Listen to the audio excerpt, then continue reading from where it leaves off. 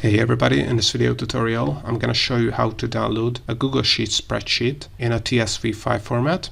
So if you have a Google Sheets spreadsheet that you want to save to your computer, you can export this Google Sheets spreadsheet and download it in multiple file formats. So you can download it in PDF, Excel, CSV, and you also have the option to download it in a tab separated values file, so .tsv file format.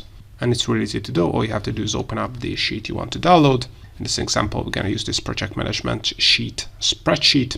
And to download it, all you have to do is click on File in the menu bar and select Download from this list. And as I mentioned, we have 6 options. And the one we need is not this Excel, comma separated values, but we need the tab separated values. So .tsv file, click on that, select the folder you want to download this TSV file to.